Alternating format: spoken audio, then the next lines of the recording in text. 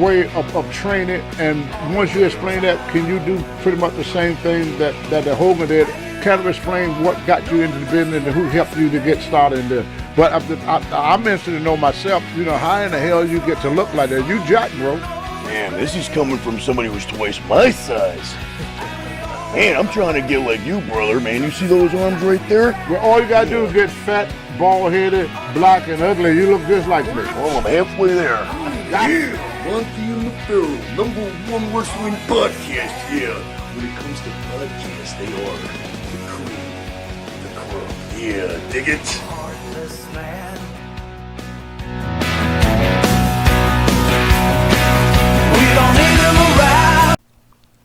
And APB, American Protection Bureau, voted #1 best on Long Island for all your security needs. Call 631-390-9050. That's 631-390-9050. APB.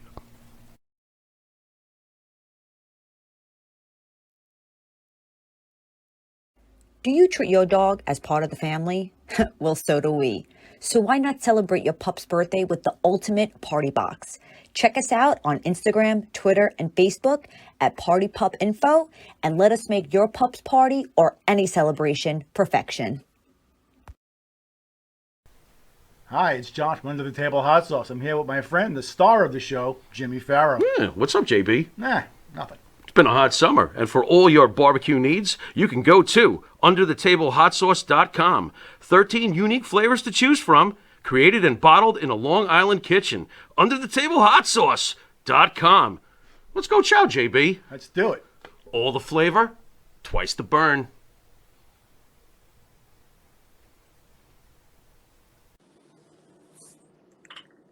Yeah, it's another Motch-0-Manday. Yep. Happy Monday to everybody. And now the holidays are over, and we can get back to regular life as a regularly scheduled program. Yeah. Dennis, are you with me out there? Yes, I'm with you, sir. And same sentiments. I hope everyone had a Merry Christmas and a Happy New Year. And now we're ready to kick off 2022 even bigger and better. Isn't that right, Mach? It is absolutely 1,000,000% correct. And in case people haven't noticed, we're doing things a little different. We're trying some new things. I got Dennis, he's my manager, my social media guy, and the guy that keeps me from going crazy when it comes to technology. So I don't need to mess with it because I have issues with technology. So he's going to be the guy right now. He's it's kind of like what you would call a moderator, you know what I'm talking about. I know what I'm talking about. And I think what is that? I said, I don't know. Mediator. Some it's like a co-host, mediator, however you want to look at it, moderator, Moderator. For terms, but man, trying to confuse me with these big words. So I would assume before we get started, because I know some people remember Daisy and Buddy, did they have themselves a good holidays? Not too crazy? Not too crazy. They were actually very good, man. And right now they're taking a nap, man. They've been well behaved lately. Maybe they had a New Year's resolution to stop driving me nuts in the new year, and now they're being good. Well, that would be good for Mach. I know Mach loves his dogs, but sometimes they could bark at the wrong time. Yeah. So, sometimes they get me to my boiling point, but it's all right. No problem there. Yeah, hopefully we don't get Mach to his boiling point too much in 2022. Yeah, I'm trying to control it, man. I got a lot of resolutions, man. They're not resolutions. They're more like just promises to myself. Try not to lose my temper too much. You know what I mean? Sometimes get myself into trouble. Try not to get in trouble. So I think before we as we get started here, I think we're just going to say to anyone that's watching or listening, if they want to post comments during the live feed of this, which will be on Monday, or the replay, I guess, or however you want to put it, of this, the showing of the episode, or even if you're watching the replay of it, don't be afraid to, if you have any questions for Mach, write them in the comments. And if you do, I will look them up, and if we can, we'll get them sent to Mach, and he can answer them on next week's episode for you. Or we could even answer them on the Machcast on Thursday if the people tune in from here, if they tune in on Thursday to the Motch-cast, you understand what I'm saying? So if they got questions, they could put the questions up here, and then they could watch the Motch-cast and they could have them answer. This way you have to watch the Motch-cast in order to see if your question's being read. Wow, I'm a genius. There you go. So just to, Motch brought that up, as we'll pop this up on the screen. Motch-cast live every Thursday on his YouTube channel, which is 8 p.m. on the East Coast, 7 p.m. Central, 5 p.m. on the West Coast.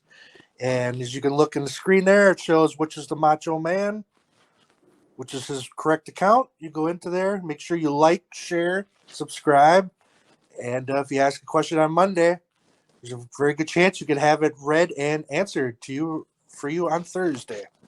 Wow, look at that. That sounded really good. Did you hear that, everybody? That's why he's the moderator.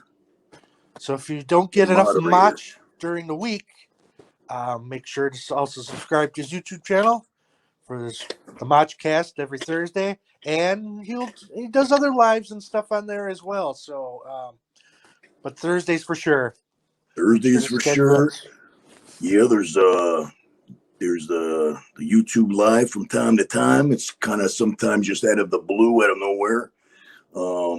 Plus, there will be content. Anything that I do, any craziness that I do, it's going to end up on YouTube, man. Everything I do is going to be up there. I don't even know what I'm going to do. I might be in the gym. I might be at the grocery store. I might be throwing some WWE action figures around at Walmart. I don't know. But whatever it is that I do, it's going to be captured on video and it's going to go on YouTube, just like everything else in the world, whether you want it to or not. Pretty much. So just remember, keep tuning in every Monday on the Monty and the Pharaoh Show for the Motch-0-Mandays. So make sure to like, subscribe onto the Motch channel, the Motch-0-Man YouTube channel, and check out his Motch-cast every Thursday and other lives and other crazy stuff Motch is up to for 2022.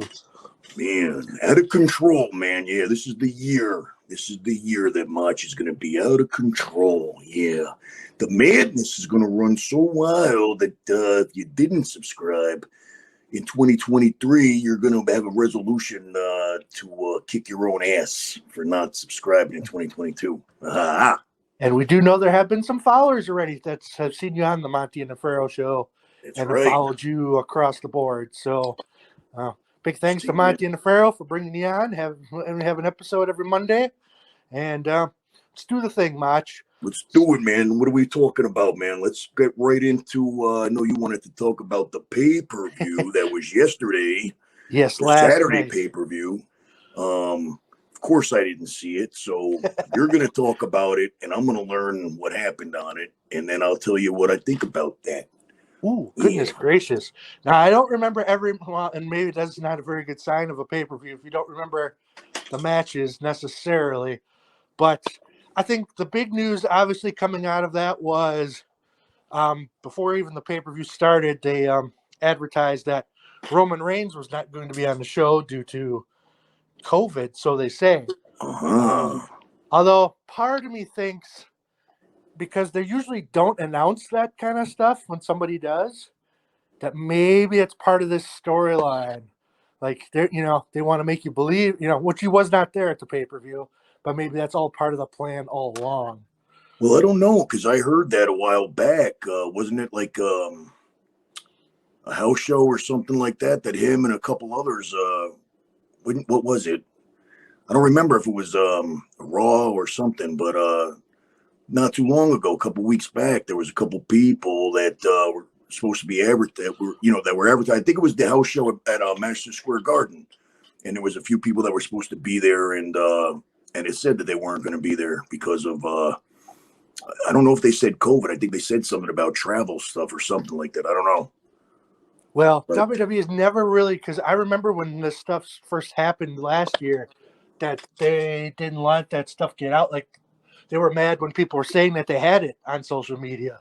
So for them to announce, the first day, it just so happens to be the night where the big match between Roman Reigns and Brock Lesnar is supposed to take place. And all of a sudden he gets, and remember, I was telling you, I think on the Motch-cast or something, that there's kind of a rumor that they were going to start a kind of a big storyline or continue some kind of a storyline on the first pay-per-view, or what do they call now? Premier Live Event.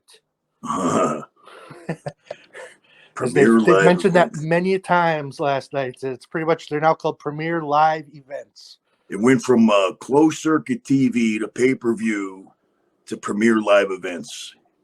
That is correct. Wow, man. Times are changing.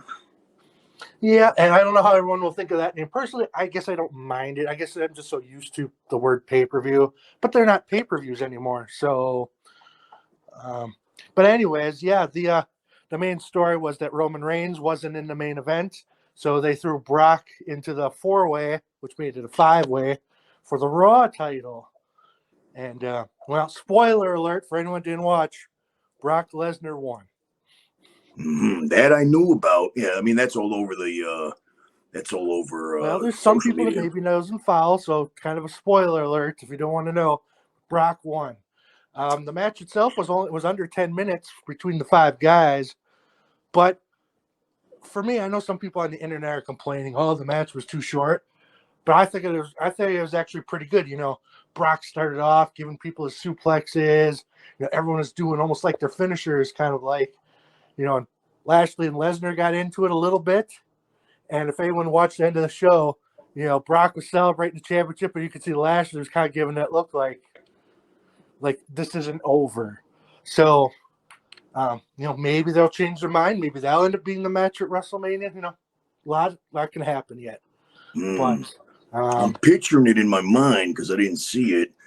I do think Brock looks good with that belt, and he got in better shape when he disappeared for a little while. yeah, he was even bigger than Lashley. I mean, that guy is just a beast. Yeah, I mean, he leaned out though too, man. He looks good. You know what I mean? He looks healthy, and he looks like a champion, man. And now he's a babyface champion, which makes it just a whole different dynamic. But now, like, is Paul Heyman still with him? Is that like the deal? Well, yes, but the storyline is because a couple of weeks ago when Roman gave Paul Heyman the Superman punch and basically said, "You're fired," and Heyman was on the show the following week and basically saying, you know, he doesn't know what he wants to do. He's kind of stepping away.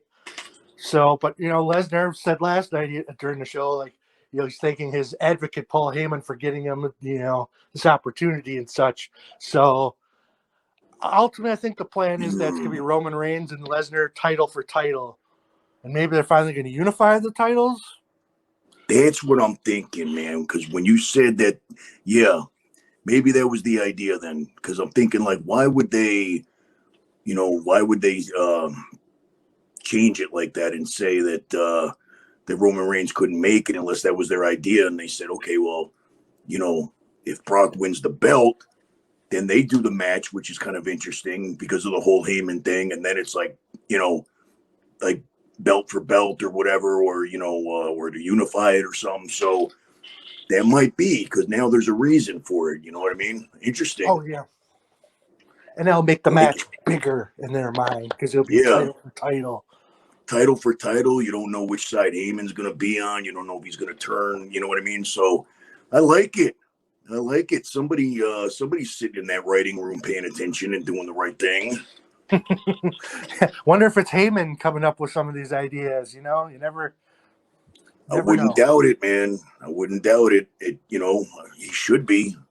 I mean, he's got a lot more brains and writing talent than a lot of those other guys. You know what I mean? Like he's always had good ideas. Obviously, I would say so. But that was definitely one of the bright spots. Like I know some people are mad because Big E just recently won the title and now he lost it. Like he wasn't originally supposed to lose it, but at least that's how they play it out. I still say personally, there's a slim chance, but there's a chance that this is all supposed to be part of the storyline to begin with. But I do know they've held some people back from house shows. That a lot of people weren't at Raw. Like they were trying to keep people off the shows to be good for Saturday. That's why I know Roman was pulled, I thought, over a week ago. So that's what made me think that maybe, just maybe, it's all part of the storyline. And well, you know what? It's going to lead to good stuff, I like to think. Yeah, the fact that we don't really know is interesting in itself. That, it's like, if it is a work, then wow, good job. You know what I mean? For somebody to think up that idea is like, pull them off the show so we could do this. It'll make it bigger later on. I don't know if they're smart enough, because that sounds like really good planning. And I don't know if anyone else has thought this, but I thought that initially right off the bat. I remember I texted a couple people and I was like, yeah, you think, they weren't sure. But something tells me, like, I was like, not entirely surprised. But so overall, the only thing I didn't like about the pay-per-view, I mean, the matches were decent. I mean, there was, the opening match, the tag team title match was a good match. Who was that? I don't even know who the tag team The champions were. Usos versus the New Day. But they've wrestled so many times over the years. Like, they've never had a bad match. And it was a very good match for what it was. But everything's been done to death already. You know what I mean? Yes. Big time. There's a little bit different, because now they're part of, the Usos are part of Roman Reigns. There's a couple little, how can you put it? But, yeah, needless to say, it's basically a match that's happened plenty of times. The only thing I didn't like is the pay-per-view seemed to drag, because after every match, I swear there was probably like 10 minutes of commercials, almost like introductory videos for wrestlers that have already been on the roster for a while. Mm-hmm. And it just was kind of like, what's the point? Like, it didn't make any sense. Yeah. You just kind of threw them in there, and it's like just a stall for time. Maybe because, one title match got kicked up, because Roman, maybe they did do some shuffling. But they have so many guys they could have thrown a match on. But that's the only thing I didn't like is it's 3-hour pay-per-view, and it seemed like, at least 30 minutes or so was commercials. And I know I keep saying pay-per-view. It's a live premiere event. That's going to take a little bit to Hey, you know what, man? From now on, I'm still calling it pay-per-view, and I'm going to call it WWF. I'm going old school, man. I'm old school, obviously. You see the look. You see the cream of the crop look right here, man. Look at this. See? Back in these days here, man, we didn't call them premiere events. It was a pay-per-view. It was WWF, and that's what it is to me. It's still real to me. Well, you know how WWE is with names and such. So, and that's okay. I mean, that name will get a little bit getting used to, but a lot can happen between now and WrestleMania. The Royal Rumble's coming up in 4 weeks. That's a very famous event that everyone likes to watch. I read that Johnny Knoxville says that he's entering the Royal Rumble. From Jackass. And here's the thing, man. I like Jackass. I like watching him on that show.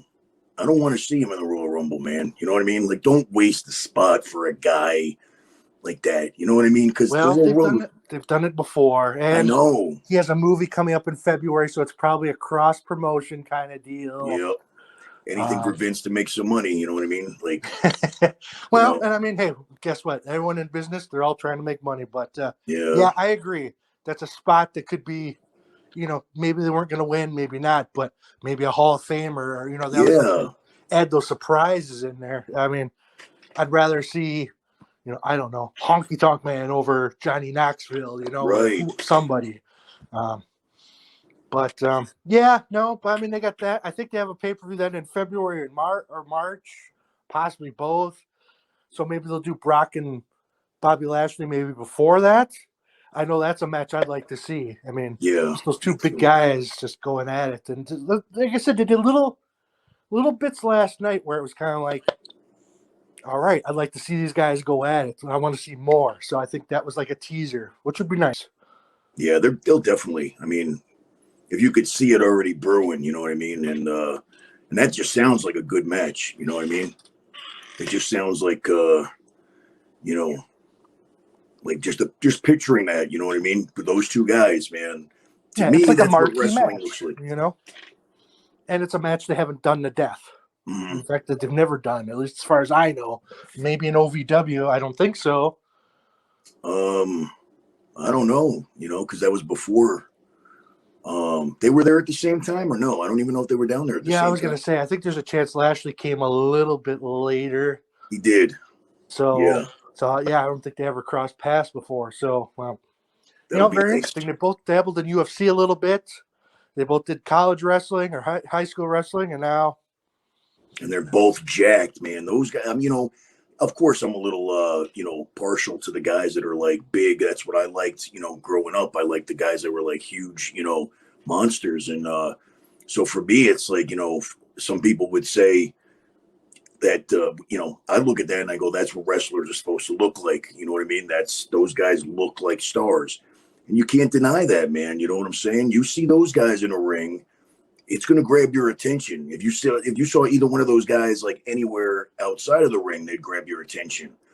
You know, you put somebody like I don't know anybody that's there now, like Adam Cole. You know, I mean that's just one name that you know that I just happen to remember. I mean, you know, if he was the guy selling you the beer at the concession stand, you wouldn't look twice at him and go, "Oh wow, he should be in the ring." You know, I don't care how good you are. Yeah, it's somebody that if you were at an airport, you'd notice a guy like Bobby Lashley, Right. Brock Lesnar, and you know Adam Cole's a great wrestler and a great talent. We're not by any means diminishing him, but unless you're a real hardcore fan, you probably at first glance maybe wouldn't realize that Adam Cole. I mean, as Motch-0-Mandays example, I'm trying to think of random names too. You know, maybe like Brian Kendrick or. Not that these guys aren't great talents or anything, just. But there's not a they stand out thing, man. You know what I mean? Like even if you don't watch wrestling, if you saw Brock Lesnar or you saw Bobby Lashley, just like back in the day, if you saw Stone Cold, if you saw The Rock, if you saw and you weren't even a wrestling fan, when you see guys that are 6'4" and got arms the size of legs, man, you cannot just not notice, man. You're gonna go. I guarantee you that guy ain't a 9-to-5 worker. You know, you're gonna go. That dude is famous. I don't know what he does, but he's famous. So that's my take on it. Speaking of another guy who looks the part that I read about, it's going to be kind of like phased out a little bit now, but probably would have been phased out anyway. I don't think things were going so. He wasn't at the top of the popularity thing anymore. The Drew McIntyre got his. They did a storyline thing with his neck, but his neck is actually all messed up, and so he's got to take time off and see what's going on with it and see if he's got to get surgery and this and that. But so that's legit. You know, they did the storyline of like he got jumped and they did something to his neck, but the truth of the matter is that he's going to be off TV for a little while, and that's why they did that. But I didn't hear minor. What's that? I said, hopefully it's something minor, not where he's out for like a year, you know. Yeah, or the neck thing, man. I mean, when you hear about, neck injuries, man, that's the one where you're like, shit, that could be, Edge was out. When it's your back and your neck, man, that could put you out for 7 years and then you make a comeback. It's crazy, Like Mr. Perfect did it too, man. He was out for a long time because of his back and then he came back. And I mean, I guess those are the ones that are like you can't just pop back from, like knee surgeries and, Triple H came back from his quad, ripping in like 8 months or something.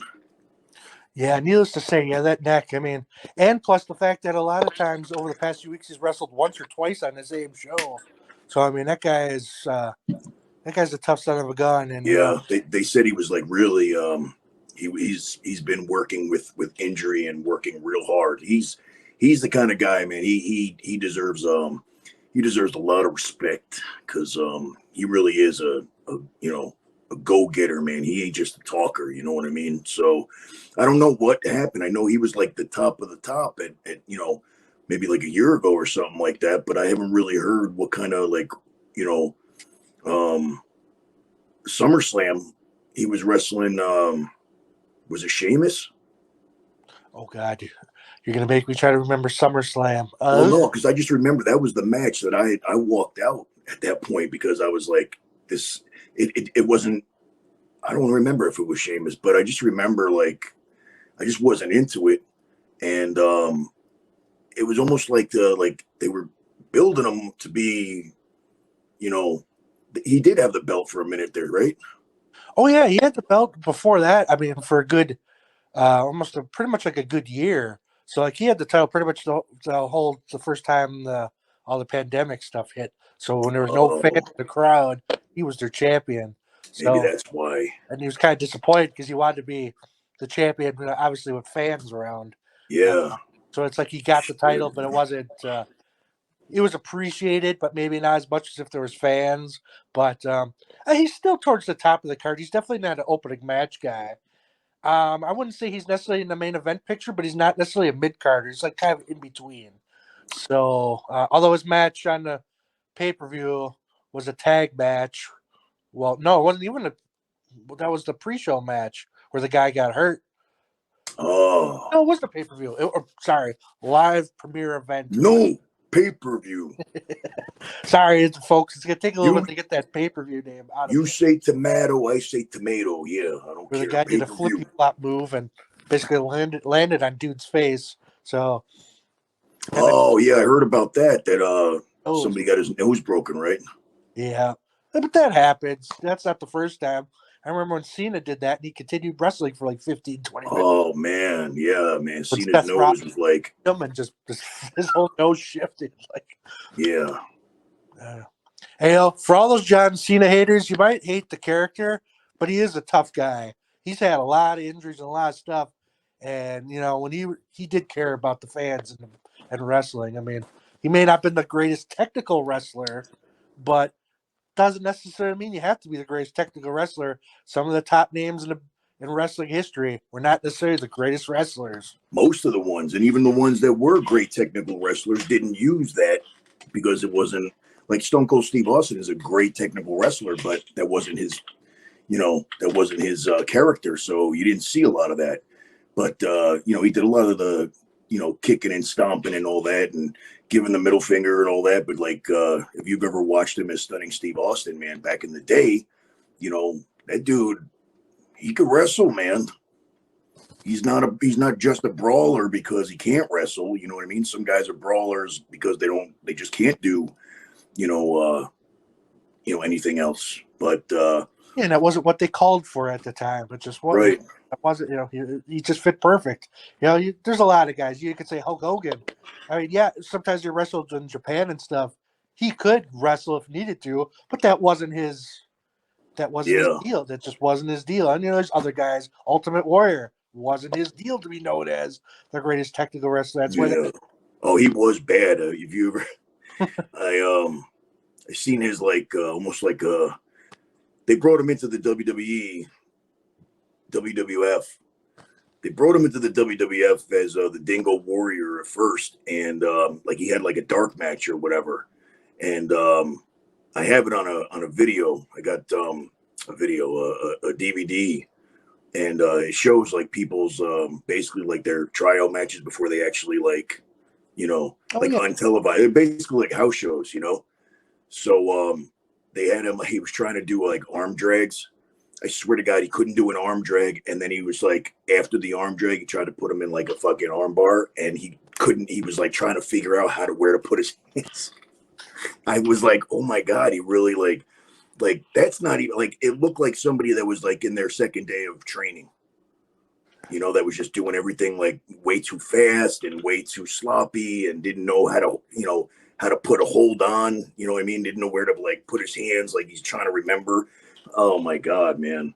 Well, it's like the Outsiders said once in a shoot interview. They basically said it's like, he may not have been the greatest technical wrestler, but when he went out there, the fans cheered. You can't teach that. You can't learn that.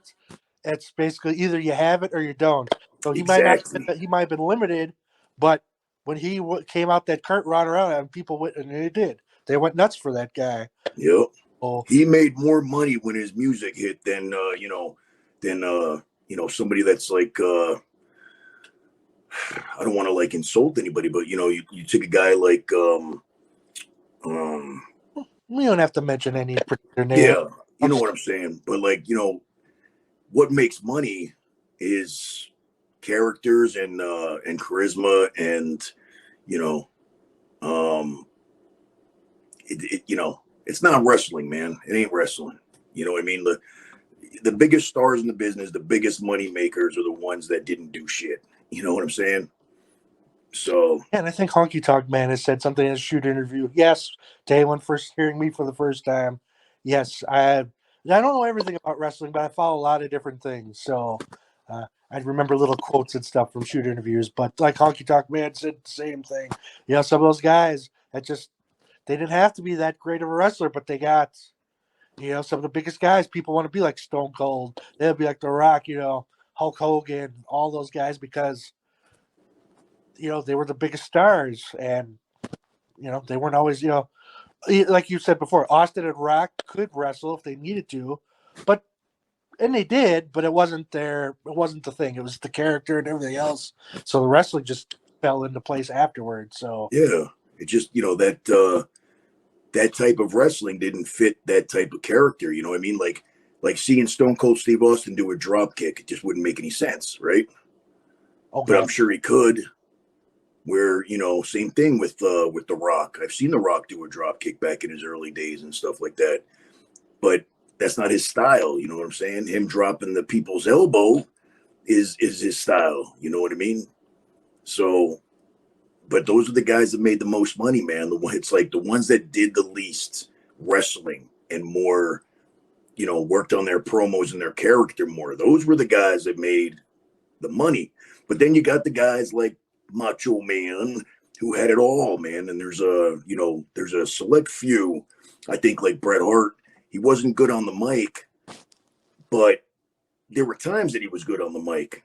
I thought he was very good on the mic when he wasn't trying to do a babyface promo. When he turned heel and he was talking to the fans and, you know, kind of and you know, talking shit to Vince or whatever like that. When he portrayed that he was angry and there was like real emotion there and he was like the heel, I thought he was great. But as a baby face, man, he wasn't comfortable and you could see it. He did himself too. Like again, gosh, you know, here I go again. I watch him on. I forget what it was. I think it was they kind of do a history of a certain year with a guy. Like, you know, they did Cornette, like his years, and like Bret Hart in like WWF in like '92 or something like that. And he even said like, yeah, his promos weren't always that great.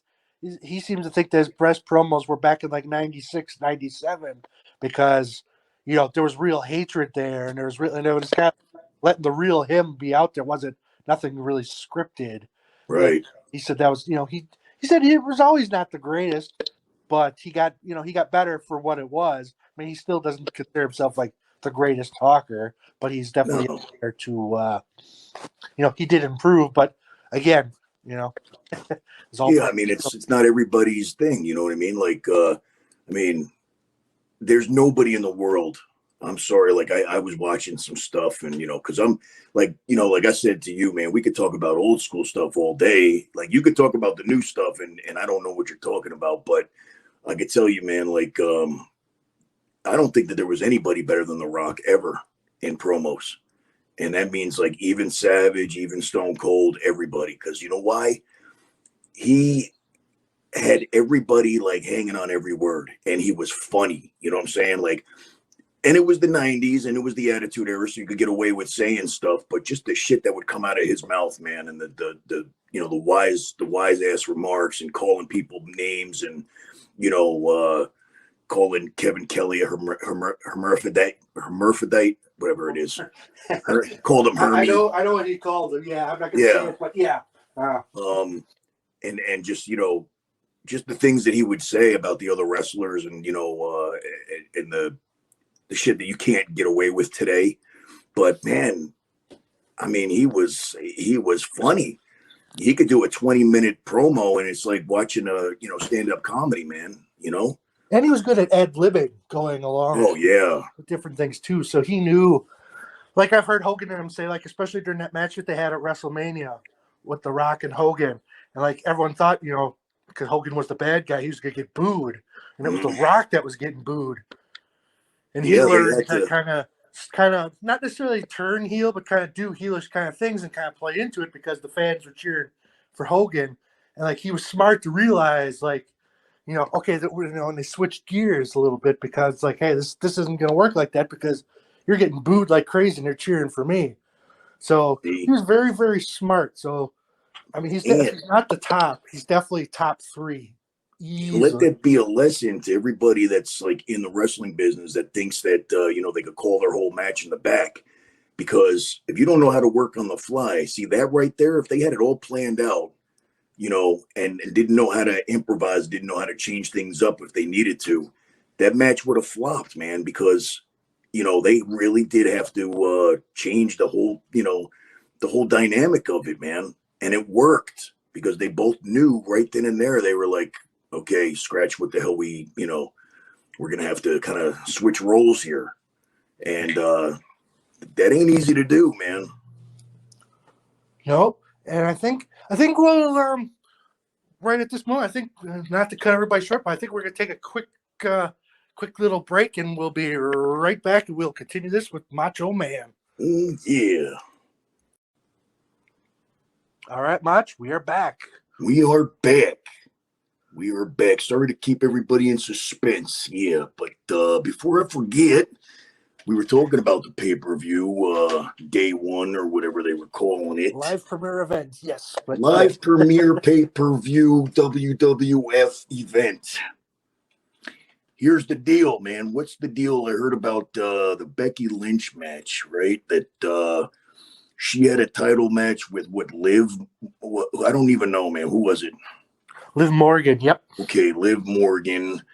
And I guess I don't know what belt it was. I'm confused because I thought that the Raw Women's Championship. So, and what belt does Charlotte have? The SmackDown Women's Championship. Okay. Anyway, yeah. So the deal is that Becky won that belt, right? Well, But headed to SummerSlam, which you didn't see, but yes. Right. Well. So Becky, what I read is that she was supposed to put her feet up on the ropes to have it more of a heel finish. You know what I mean? And that her feet weren't close enough, so it actually looked like she got over clean. So that kind of the ending of the match was botched. That's what they're saying, and it makes a huge difference because Becky's supposed to be a heel. If she put her feet on the ropes in order to get the win, makes a big difference between that and just pinning somebody clean, right?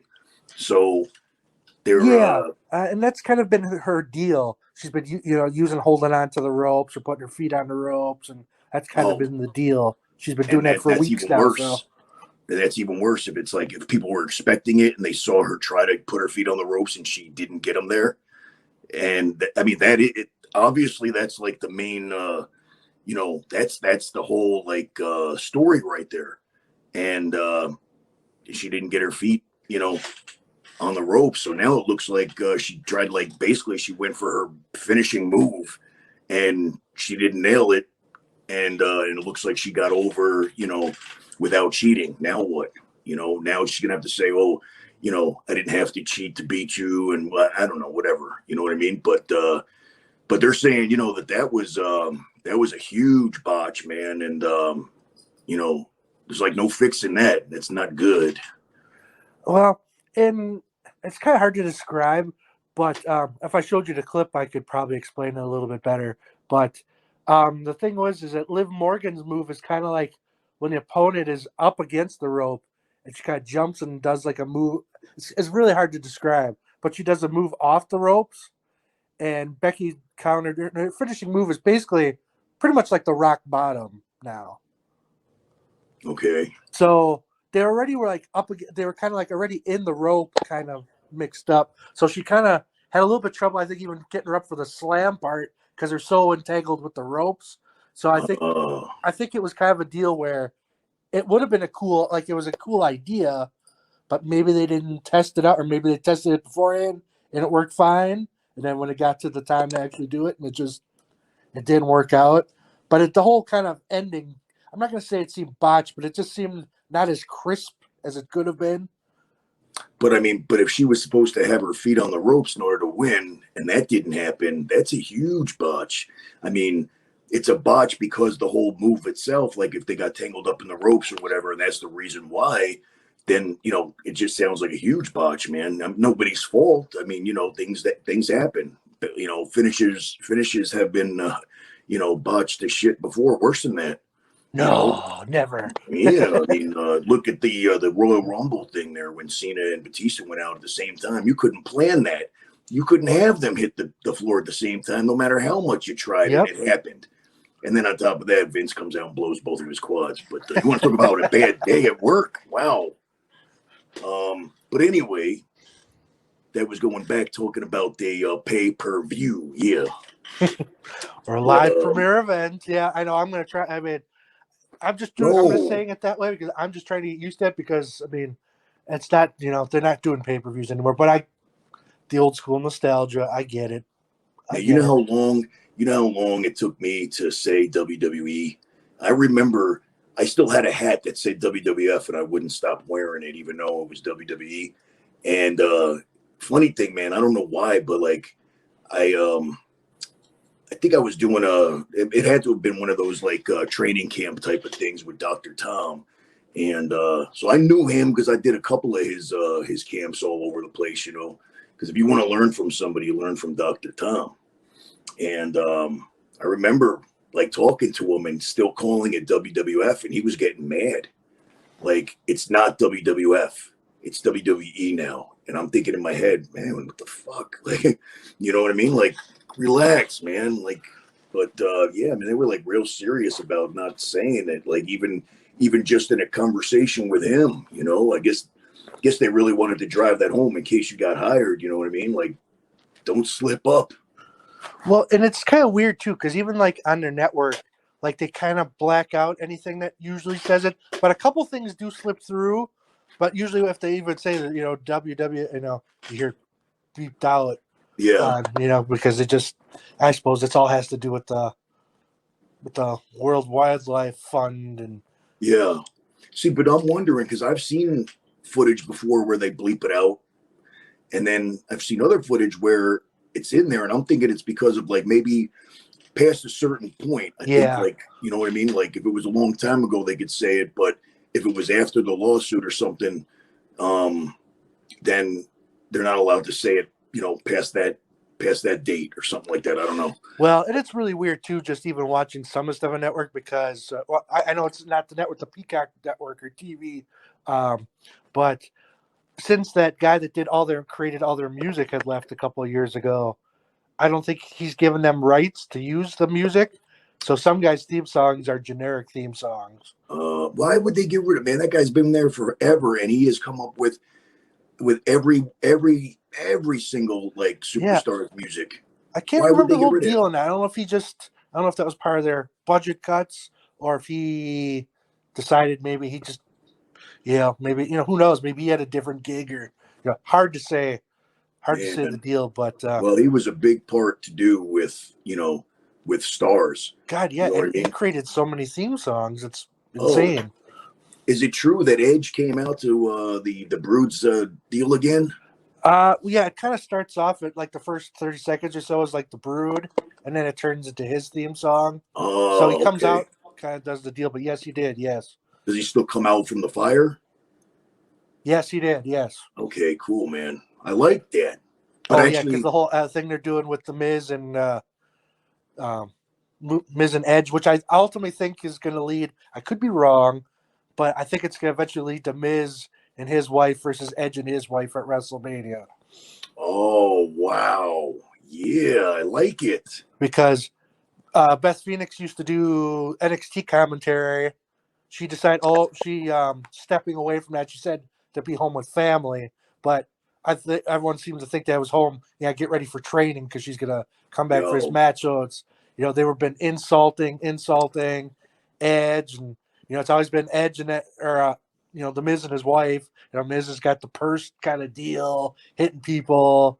And, Beth came out last night to kind of stop the situation. So, I mean, they could have a match before WrestleMania, but just knowing WWE, I can't see Edge being in a different program by then or the Miz. So I see the mixed tag WrestleMania deal since they got 2 nights of WrestleManias to fill. So see, I like the sound of that, man, because let me tell you, man, Beth Phoenix is a beast, man. I'd like to see her back in the ring. And not in a negative way. Obviously, just being in the ring. Yeah, no. I mean, she's amazing. I mean, she was one of my OVW colleagues down there. Oh yeah. And she was awesome. So I would love to see that match. Edge is like, man, it's unbelievable. Like, sometimes their second run after a serious surgery is like better than the first. This guy, he's still. I mean, I haven't really seen him wrestle, but just like the popularity and him doing the whole, kind of going back to the brute thing and being that kind of a dark character, and I like these things that you're mentioning. These are things that I would watch. You know what I mean? Like, I would watch.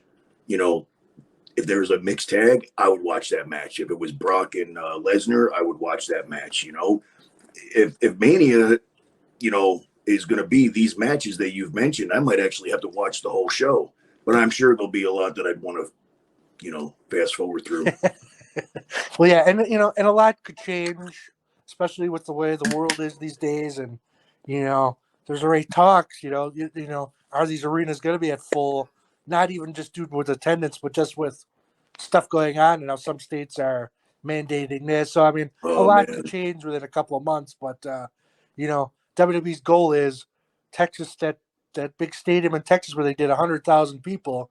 I think they're expecting 2 nights, 200,000 people between 2 different nights, which would be money-wise, that'd probably be their top grossing pay-per-view ever. And see, I said pay-per-view again, and trust me, folks, it's going to be WWF pay-per-view. Look at this right here, man. You want to talk about history? You want to talk about something really good? I was watching this last night, man. You want to see what Motch does? Yeah.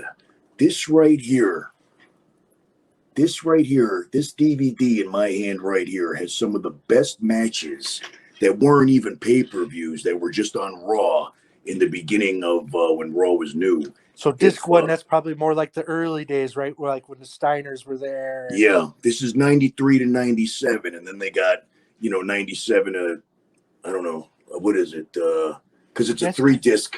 Yeah, I was gonna say, I think I have that disc set somewhere. I know, I'm pretty sure I do. Yeah. Let me tell you something. Anybody out there? We were talking about this match the other day, but I just watched it again last night. Ah, yes. The 1-2-3 Kid and Bret Hart. I'm going to say it right now. I'm going to say that match might actually be better than the Macho-Man and Ricky the Dragon Steamboat match. That match was unbelievable, bro. Nobody gives that one enough credit. And this is a big announcement from Motch, considering that he's, obviously, man. But I'm you know a huge what, Macho Man guy. But just to hear that, I mean, it definitely is. And I think people do realize that's a great match, but I don't think people maybe fully give it the credit it fully deserves. It definitely is. Well, and it's probably one of the greatest, if not the greatest, Raw match that they've had. And then overall, that match, and then on the same DVD here, Shawn Michaels versus Marty Jannetty for the Intercontinental title. And that was the same night that Razor Ramon had his match with the 1-2-3 Kid, and the Kid won. So Raw, like this DVD right here. Everyone thought that he knocked out Razor because he hit him in the head. Oh yeah, yeah. And they did that whole story, man. That's where 1-2-3 Kid got his his push, man. You know what I mean? Like, yep, that was the whole deal. Yep, that's what made him. But yeah, I just had to say that because if it was sitting right there, and I'm just like, I'm amazed by the matches that are on there, man. Like just the old school wrestling, man. It's just like, I'm telling you, man, if you're a wrestler or you really love like a good wrestling match that tells a story, you got to check out that Bret Hart match, man. The Bret Hart 1-2-3 Kid, that should have been like a WrestleMania main event, and it was on Raw. You know what I mean? That's the way Raw used to be. But that's why I'm an old school guy. And I think leading into that for me, I'm sure we could have a whole podcast or an episode of just about this. But to me, X-Pac, 1-2-3 Kid, 6, all the different gimmicks he had, is definitely one of the most underrated wrestlers overall. Like, he was a heck of I remember seeing him even global wrestling before he was in WWF, as he was like the Lightning Kid. Yep. And his matches with Jerry Lynn that weren't even on, pay-per-views or shows. They were like almost house shows or maybe some tapings. But those are still matches that people talk about to this day that weren't even. This is before, when he was wrestling when he was like 15 or 16. He started pretty young. And he wasn't the small. Everyone thought he was such a small guy. I mean, he definitely wasn't 6'4", 250, but he was at least a good 6 foot. I don't know. He seemed longer than I think maybe as advertised, but he was a dang good. He was a Well, dang good wrestler, and he was in the 2 top factions of all time. And he's cleared to wrestle, and he's gonna wrestle someone, and it'll probably be in the WWE. I wouldn't be surprised. Here's my prediction: he's gonna be in the Royal Rumble, and he's gonna start getting into it with somebody in the Royal Rumble, and then he's gonna have a match at WrestleMania. Why? Because that's Triple H's boy right there. So of course he's gonna get a WrestleMania match. Well, we'll see. I'm telling you right there. I'd like to see him too, man. I would like to see him be a surprise in the Royal Rumble, though. I didn't even think about that till you mentioned it. Like we were talking earlier about, what's his face being in the Royal Rumble, Johnny Knoxville. Well, I'd rather see X-Pac in that slot. And the fans would go nuts for X-Pac, too. What's that? And the fans would go nuts for X-Pac, too. Yeah. He's a fan favorite. I mean, again, maybe not the greatest person on the mic, but in all the groups and stuff he was around, he didn't need to be. Yeah. I mean, when you're a guy, for even was, the Hogans, the Halls, the Nashes, Shawn Michaels, Triple H, the Road Dogg, those guys, those guys could talk, so he didn't need to, and it is funny how a lot of people do say that, his release by WCW kind of definitely helped to help the other side win when it's like you let him go and he just slid right. And it's funny how that all worked out too. Yep. Because Shawn Michaels pretty much was done that night before. The next night, Triple H comes out, and it just so happened that this was before, obviously before compete clauses, as far as I know. Oh, and because he came right in, man. Like, came into that DX Army type deal. Yep, they formed the whole DX, the new DX that night with the Road Dogg and Billy Gunn and X-Pac and Triple H for China, and they were off to the races. But I'd like to see. I'm a fan of X-Pac. I used to, seen a lot of, been introduced to a lot of cool people through, at least online and stuff, through his X-Pac 12360 podcast. I'm not sure if he's still doing that now, but he's a cool guy. I met him once, nice guy. I would like to see him definitely as a surprise in the Royal Rumble. Definitely underrated, in my opinion. Maybe to the wrestlers he's not underrated, but for fans, I don't think people put him in such a high regards as he should, in my opinion. He definitely is, man. Because like he would do those kicks, and man, he did a couple of kicks in that match where like he did a spinning back kick, and to be able to do a spinning back kick and not kick somebody's head off, to do it, make it look like legit and not hurt somebody. He did a couple of those kicks to Bret Hart, and it was like, man, you got to be really good to be able to do a spinning back kick and have complete control of your, of how close you are or whatever, man.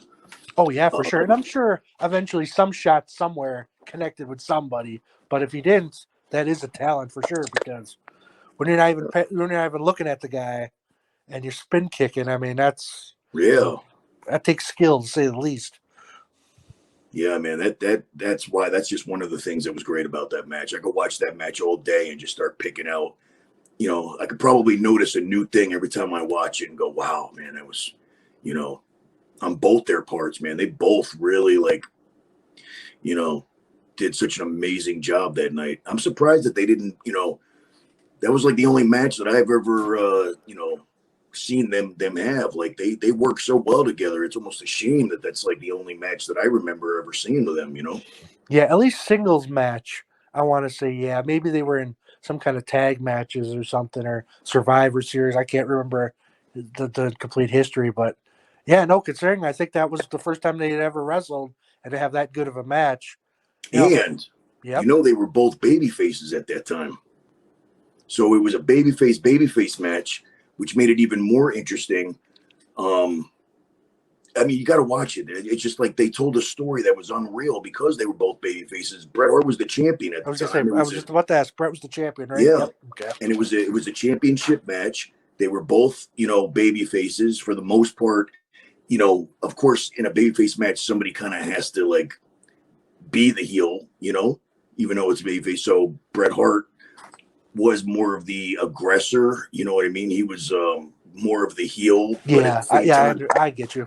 yeah, I do. Yes. every time he did something as a heel, it was like he made up for it by doing something like a babyface. You know what I mean? So, yeah, man, it was just that I'm telling you, that's like probably one of my favorite matches. And then the Shawn Michaels match with Marty Jannetty, and then there's on that same one, there's Shawn Michaels versus Owen Hart. Remember when Shawn Michaels got kicked in the head Oh yeah, that's right. and Yeah, then they he ended the passed show. out? Yep. Yo, I thought that was real, bro. Because you see how they did that back then? They made that look so legit. The commentator stopped talking. Vince got into the ring, even though Vince was just a commentator, but inside people knew. That right there was the best kayfabe shit that they've ever done. But now when they do things, then they try to make it like, I mean, today you can't really bullshit things because it'll be on the internet and what's real, what's not. But look at the way that they did that, and it's like, even if you second guess it, you see people in the audience crying. You see people concerned. You see doctors in the ring. You see like it looks like the show stopped, and it was just like I don't know. It was like now when they do something and they try to make it look real, the way that they do it makes it look fake. I don't know if that makes any sense, but Yeah, no, I kind of smell what you're cooking, so to speak. So smell what I'm cooking, man. That's gimmick infringement. That's somebody else's line. I don't know who. Well, I don't know. I guess maybe I'm thinking lunchtime. At the time of this recording, it's kind of lunch almost / dinner time. So, but yeah, no, for sure. I'll definitely have to. Me, I always go back to watch wrestling stuff, so I'm gonna look for that match personally. But Yeah. just hearing Bret Hart and the 1-2-3 Kid, like even if it wasn't the greatest match, like just hearing those guys as a match, I'd watch that because it's two guys that I know. You get in the ring, they're gonna go. Like they're not, it's not gonna be a 3-minute match. They can actually do the thing, as Motch would say. It was a long match. As a matter of fact, it ended like halfway. It ended where Bret Hart pinned him, but 1-2-3 Kid put his foot on the rope. The ref didn't see it and awarded the win to Bret Hart. And Bret Hart said, "No, start the match over." So that's how they that was the big babyface thing. It's like, Bret could have Bret taken didn't the want to win, win that way. right? So, and that was halfway in. Then they did the other half of the match. Like you just have to. I mean, everything about it, everything about the story, the psychology, the wrestling itself. I'm telling you, I really do think that's my favorite match. And when people say, "What's the greatest match?" and if I say that, they probably won't even know what I'm talking about. Everybody says Savage and Steamboat. Yeah, it was. It was awesome. But you watch that match and you tell me. I want my audience to do the same thing. Here's a homework assignment. Watch both matches. I can't believe that I'm actually being on the opposite side of Macho Man, but I want everybody to watch those two matches and tell me what they think. Well, now for those people that don't have the DVD, does it say what the date was of the episode of Raw? Yeah, it I just want to does. say because I know you can go on the Peacock and you can go up past Raws, and you can, if you knew the date, they could just look it up by date in the year. Yeah, we got it was July 11th, 1994. So July 11th, 1994. Go back and watch Raw, and look for the Bret Hart 1-2-3 And Kid match. Shawn Michaels versus Owen Hart was November 20th, 95. And the Shawn Michaels Marty Jannetty was May 17th, 93. Those are that's your homework assignment. And then if you want to see Razor Ramon versus the Kid, that was on May 17th, also 93. So if you want to watch some good wrestling, that's your homework assignment. You'll be pleased with all of those matches. That's Motch's recommendation and none of them have Macho Man in them. But Macho Man was doing commentary, so there you go. And check this out: at the end of that match, at the end of the 1, 2, 3 Kid and Bret Hart match, both JR and Macho Man stood up and clapped, and were both saying that is the greatest match I have ever seen in my life. And for JR to say that, and Macho, they both stood up and gave like a standing ovation, man. When do you see commentators do that for a match? I'm sure it has happened since, but not often. Not often. So, well, that's everybody's homework assignment. I want everybody to watch those matches, and then on the Motch-cast on Thursday, I want to hear about it. I want you guys to all write an essay. well, I don't even have to watch that, but I would again the 1, 2, 3 Kid versus Razor Ramon. Because if I remember, there's a couple spots where he did a dive off the rope and he kind of missed to the outside. Or was that one of the other matches? I know it's one that happened in one other series where the kid almost knocked himself out flying. Yeah, there was actually no, in fact, that there was that match because that's why he was afraid being on the top rope later on because he would kind of hurt himself or something. Well, in the Bret Hart match, he did like a moonsault type of thing to the outside, and Bret wasn't exactly like right there, so he hit him, but the kid took most of the impact, you know what I mean? Like he really hit hard on the mat. That's not the same 1, 2, 3 Kid Razor Ramon match. So now I'll have to go back and watch that because that's the one where Kid beat him, right? Where he did the moonsault off the top rope and he hit him with the knee kind of in the head. Yeah, and he beat him when everyone thought it was like, oh, the only reason he beat him was because he knocked out Razor, which wasn't the case. That was all planned 6 months ahead of time, anyways. According to that happened in the match, but as far as him doing a move and to the outside or whatever, and looking like I don't know, man, he looked like his his tailbone came down on the cement. Maybe that's what I'm thinking of because I just remember I thought Razor pretty much dominated that match. Oh yeah, no, he did, man. He did the fallaway slam and like fucking practically threw him over the. I mean, because Razor's strong, man, and the kid, weighed nothing. You know what I'm saying? So he was light. He was tossing him around, man. Like that was really brutal. So for him to get that win, that crowd erupted because they thought there was no way in hell that could ever happen with the win. Like he got like no offense. He was getting his ass kicked. He's getting his ass kicked. Razor's having fun playing with them and slapping him around and and then all of a sudden out of nowhere, man, they see him go to the top and they're probably figuring he's going to miss with something or Razor will catch him or something. And boom, 1, 2, 3, the place went nuts, man. Even though that was around the time where they were still doing sometimes some characters and stuff like that, there still was some good stuff. There was some good stuff in there. When you look back now, it's like Razor doing his thing, and Bret Hart. All that they had a lot of good things going. Financially they weren't great at the time, but so yeah, definitely everyone go back and watch those matches that Mott said and see what you got to say. I'm at least gonna check. Personally, I'm not a fan of Marty Jannetty. I just never was. I don't know why. He just in the ring, he just didn't do anything for me. I don't know what it was. Maybe he didn't have enough charisma for me. Hard to explain. But for me, I'm not a big Marty Jannetty fan, but I'll check it out just because you said to, so I'll check it out. So. Well, him, I mean, the Rockers were probably my favorite tag team, you know what I mean? And to see them wrestle each other, it was like because they were both. I mean, Marty might even be better than Shawn Michaels. There was talk about which one they were gonna kind of like boost up, and Marty just had too many issues with partying and stuff like that. So and so did Shawn, but Shawn buried Marty, so that helped.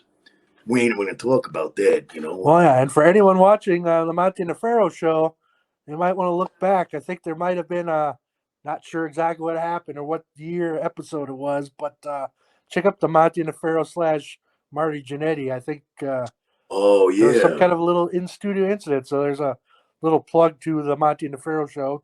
Not sure I saw exactly that what now, all happened, but check it out. I don't even know. Was that real? I don't Well, even know, there's man. another homework assignment for people. Go Yeah. check that out. Then Look, you I'm tell on the us if you Monty think. and the Pharaoh show, and I don't even know, man. So it was well done, right?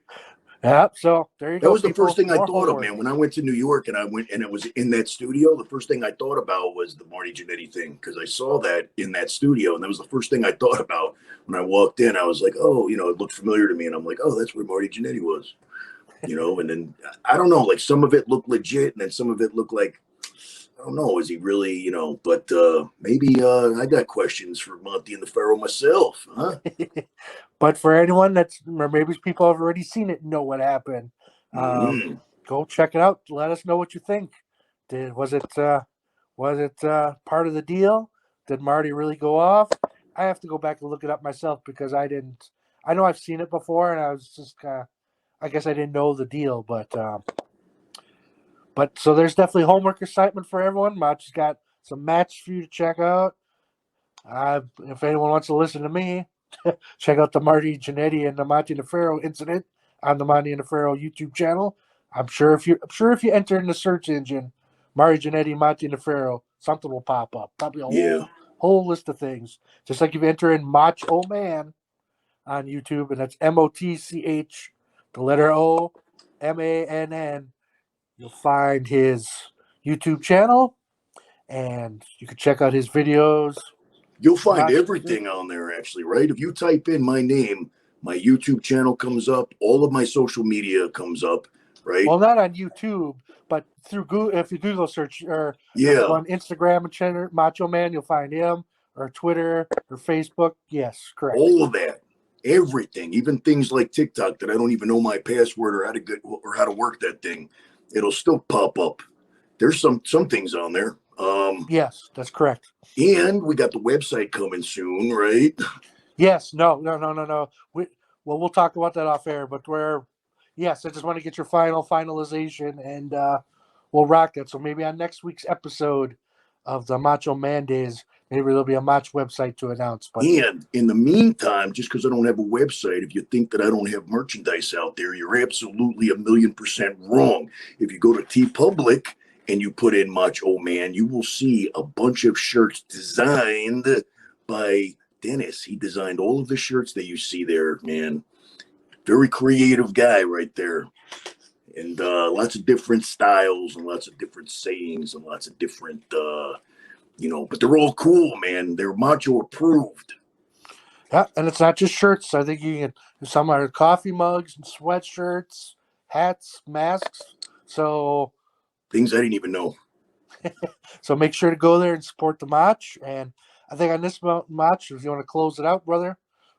Yeah. Well, I hope everybody had a very good New Year's Eve and was safe. And now we're rocking 2022.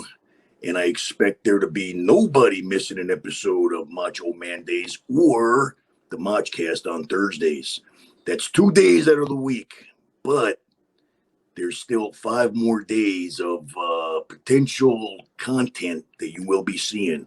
So make sure that you listen up and find out where I'm going to be and what I'm doing, and like, subscribe, follow, and all of that fun stuff. Yeah, don't want to miss nothing. All right. And that note, Motch, Yeah, I think that'll end the deal. doing the thing, man. I'll see everybody next Monday. Ha.